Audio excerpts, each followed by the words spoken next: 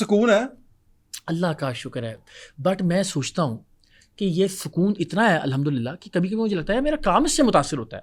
अब मैं तेरे साथ बात कर रहा हूँ ना, हाँ। मेरे दिल में इस वक्त है कि मैं जितना जल्दी हो सकता है ना उसको क्लोज करूँ, घर जाऊँगा, मेरे पूरा एक मंजरनामा मेरे सामने है कि जिसमें वो जो अरूफा है वो अभी कराची से आ रही, घर आ चुकी होगी, एनी और बैठ के गप्पे लगा रहे होंगे, खाना बन रहा होगा साथ, किचन नेट पे कुछ ना कुछ बना रहे होंगे साथ, कोई ना कोई मूवी, कोई ना कोई ड्रामा है, कुछ वो चल रहा होगा। प्रहलाद साहब जो है ना वो साथ बैठ के गेम खेल रहे होंगे। तो एक विजुअल ये है। और अगर मैंने फरा की तरफ जाना हो तो मुझे पता है कि मेरे लिए जनाब वो पूरा कमरा ठंडा होगा, टीवी लगा हुआ होगा, मेरी पसंद की मूवी, अगेन मेरी मर्जी का खाना, नहीं,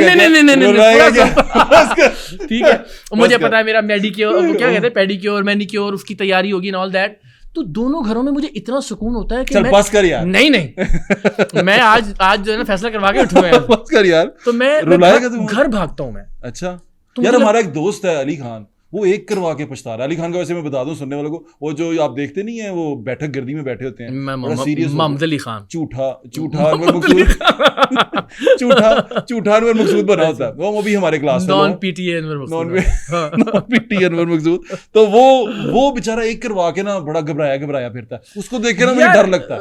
बट उसकी जब एक भी नहीं हुई थी ना, वो तब भी घबराया फिरता होता था। वो है उसका मतलब, तुझे नहीं पता उसने क्या क्या किया गवर्नमेंट कॉलेज में। चले वो यहाँ पर राज खुले तो उसकी संजीदगी सारी खत्म हो जाएगी। बेगम के सामने पता नहीं कौन कौन से भरे होंगे। भाभी ने कोई बात नहीं, छोड़ दे, रख देते।